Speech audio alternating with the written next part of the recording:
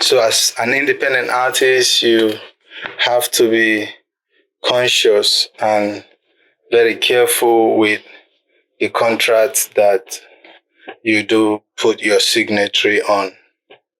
A lot of independent artists, out of excitement, involve themselves into some sort of stagnant contract whereby they do not either proceed forward or step backward. They just remain in a particular spot. And this is simply because some of those contracts that some of the independent artists sign were attached with emotions. Hello, Africa. Hello, world. How you are doing today? It's me again, Mr. KMG, here on MKG Foundation Podcast.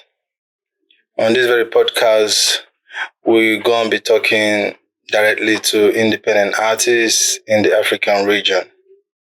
And our purpose of doing this is actually to pass informations that are useful to the independent artists, as the opportunities that they need is not at their disposal that like it is over there in developed world. So we are here just to sharpen each other. So if you are an independent artist, this is the channel for you to follow and be able to get vital information. So on today's podcast, we're going to be discussing about the various terms involving in contract signing. As an independent artist, you just do not have to assume or apply emotions into contract signing, because as far as contract is concerned, it is a legal documentation that binds the both parties by the court of law, endorsed by the court of law. So it is a legal term that you do not have to go with emotions. So by so doing, we have to break it down on what contract is, which I already said that contract are legal terms that both parties, from both the artists and the partners, agree on within some time frame. It could be 5 years, it could be 10, it could be 3, it could be a year. It depends on the agreement on the contract being signed. So, and in terms, there are different kinds of contracts, which we'll be talking about: the managerial contract, the record label contract, then the publishing right contract, which, or possibly the publishing right, which is solely owned by the artist or the content creator, to say.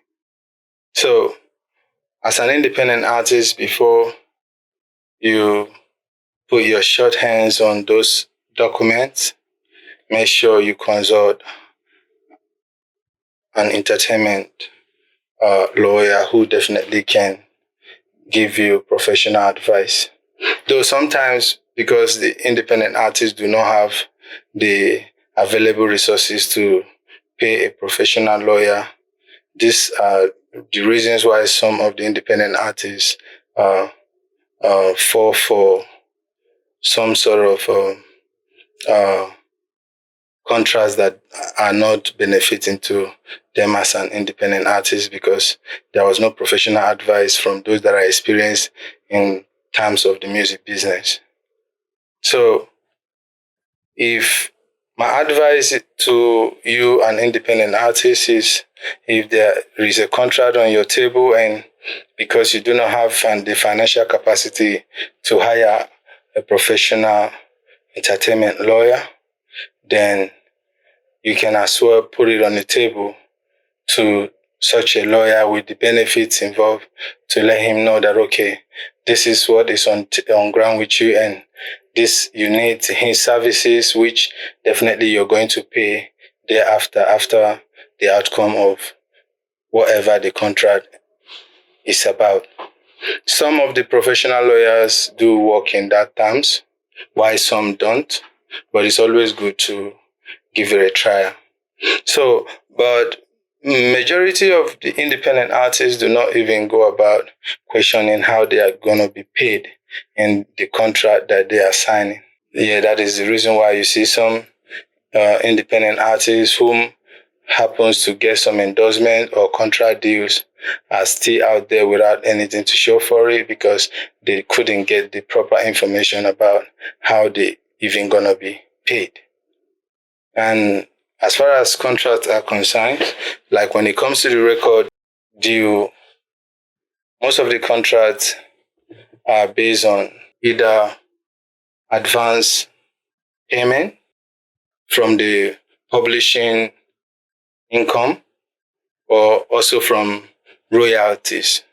So on the advance payment has to come with some huge amount of funds which the record label has to offer to you, the artist, meaning they are buying you outrightly.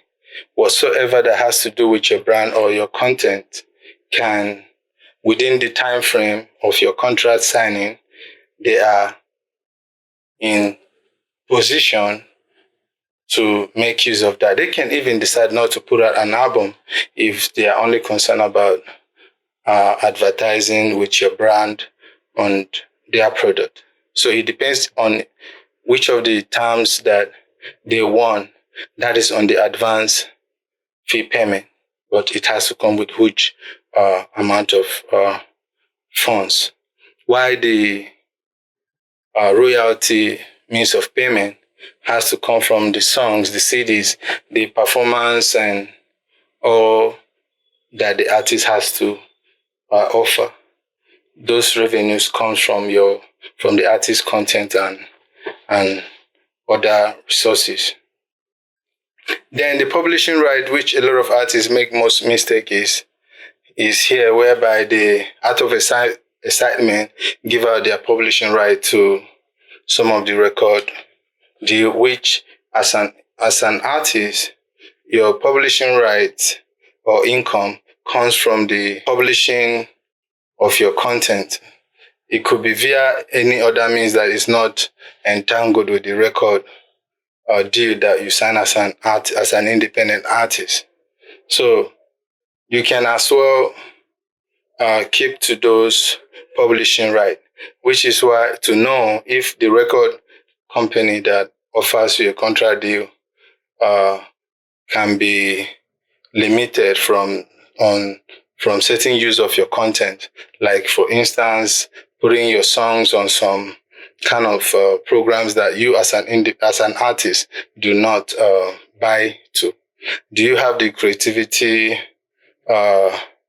power to deprive them from making use of your content in such channels or in such platforms, or are you the type of independent artist that out of excitement has already given out all the publishing platform like your Facebook, YouTube, and the streaming platforms, to mention a few?